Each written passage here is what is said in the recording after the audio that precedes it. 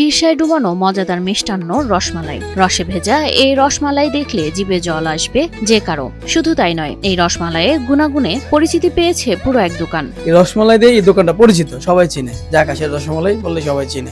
ঘন ক্ষীরসা, হালকা মিষ্টি আর দক্ষ হাতের মিশেলে জনপ্রিয়তা পেয়েছে আকাশের রসমালাই। এটার মিষ্টিটা হচ্ছে কম, পাতলা শিরার থাকে, আর হচ্ছে ক্ষীরটা অনেক ঘন, সবাই খেতে মজা পায়। মানে অনেকে ডায়াবেটিক্স, এটা চিন্তা করা লাগে না, মিষ্টিটা ঠিক আছে। বিভিন্ন এলাকার ফার্ম থেকে প্রতিদিন 300 কেজি খাঁটি গরুর দুধ সংগ্রহ করেন আকাশ। এরপর সেগুলো বড় বড় কড়াইয়ে ভালো করে ফুটিয়ে নেওয়া হয়। এরপর সময় নিয়ে বানানো হয় ঘন ক্ষীরসা। বিভিন্ন এলাকাতে আমরা ফার্ম আছে, এগুলোতে কিনি প্রায় 300 লিটার মতো, 280-300 লিটার মতো আনি।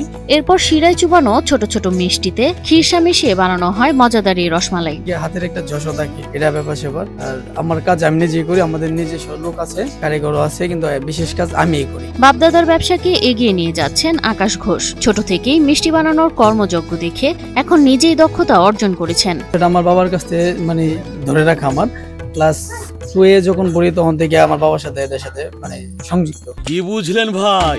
অনলি যেটাই চাই।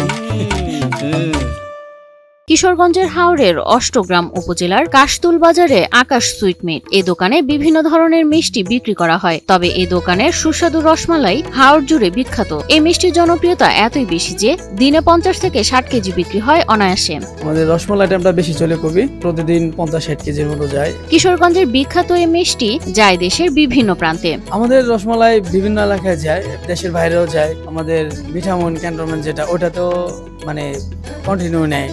আর বিভিন্ন ওই যে পদ্মা ক্যান্টনমেন্ট আছে, ওইখানেও পাঠায়।